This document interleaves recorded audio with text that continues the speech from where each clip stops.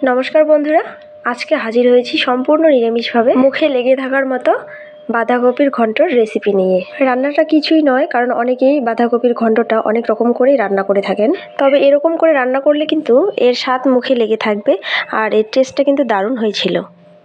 রান্নাটা করার জন্য এখানে একটা কপি কেটে নিয়েছি ছোট ছোট করে, ভালো করে ধুয়ে জল ঝরিয়ে নিয়েছি। এবারে কুকারের মধ্যে নিয়ে নিচ্ছি বাঁধাকপিটাকে। তো বাঁধাকপিটাকে আগে আমি সেদ্ধ করে নেব। সেদ্ধ করে নিলে কি খুব কম সময়ে রান্না হয়ে যায় আর বাঁধাকপিটা খুব মুলায়ম হয়ে যায়, খেতে কিন্তু দারুণ লাগে। হাফ কাপ জল দিয়ে দিচ্ছি, কারণ বাঁধাকপি থেকে জল বের হবে, এর জন্য বেশি জল দিতে হবে না। দিয়ে দিচ্ছি একটু সামান্য লবণ। এবার কুকারের ঢাকনাটা বন্ধ করে মিডিয়াম আঁচে 2টো হুইসেল দিলেই কিন্তু বাঁধাকপিটা সেদ্ধ হয়ে যাবে। বাঁধাকপিটা আমি সেদ্ধ বসিয়ে দিয়েছি আর এদিকে একটা কড়াই বসিয়ে দিয়েছি।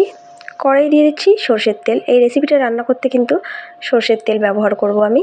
আর এখানে তেলের পরিমাণটা একটু বেশি দিলে এর টেস্ট দ্বিগুণ হয়। তো দিয়ে দিচ্ছি ফোড়নের জন্য 5 ফোড়ন, কয়েকটা শুকনো লঙ্কা। এবারে দিয়ে দিচ্ছি কেটে রাখা আলু। আলুটা আগেই আমি কেটে ধুয়ে নিয়েছি। তো আলুটাকে আগে আমি ভেজে নেব। আলুটাকে লবণ ছাড়াই কিন্তু আমি মোটামুটি 2 থেকে 3 মিনিট ভেজে নেব। আলুটা ভাজা হয়ে গেছে। এবারে আমি মাঝারি সাইজের 2টো টমেটো পরিমাণটা একটু বেশি দিলে কিন্তু এর টেস্ট কিন্তু ভালো হয়। তো দিয়ে দিচ্ছি পরিমাণ মতো লবণ। এবারে টমেটোটাকে আলুর সাথে ভালোভাবে মিশিয়ে নেব।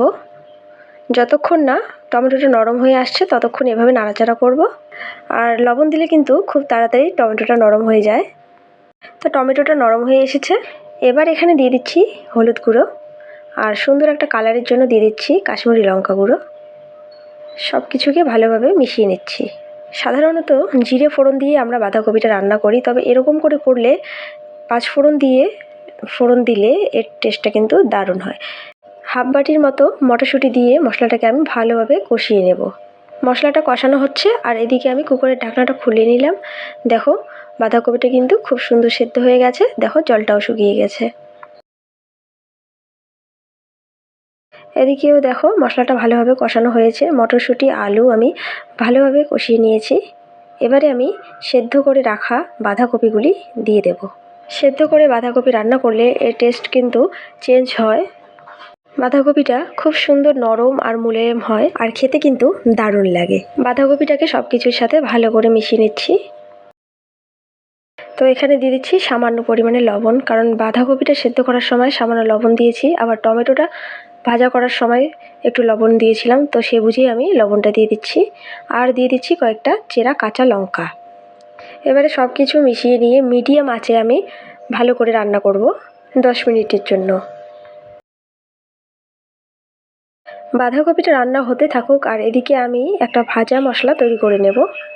তো এর জন্য নিয়ে নিয়েছি গোটা জিরে, ধনে, গোটা গরম মশলা, তেজপাতা, একটা তেজপাতা। তো সব কিছু আমি একটা তাওয়াতে ভেজে নেব। তো মিডিয়াম আছে 1 থেকে 1.5 মিনিট আমি ভেজে নেব মশলাটাকে। তো লক্ষ্য রাখতে হবে মশলাটা যেন পুড়ে না যায়। পুড়ে গেলে মশলার সমস্ত ফ্লেভার নষ্ট হয়ে যাবে। তো মশলাটা আমার ভাজা হয়ে গেছে, আমি নামিয়ে নিচ্ছি।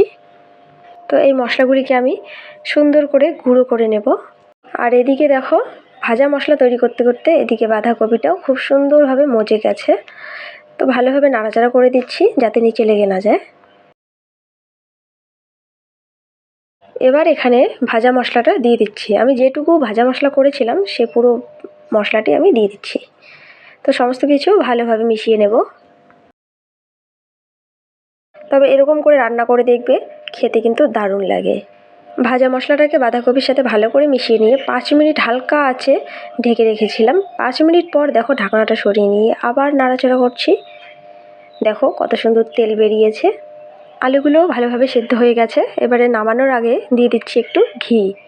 ঘিটা তোমরা চাইলে দিতেও পারো, নাও দিতে পারো। যারা খেতে পছন্দ করো না তারা দেবে না। তো এবারে গ্যাসটা অফ করে 5 মিনিটের জন্য আমি ঢেকে রাখবো।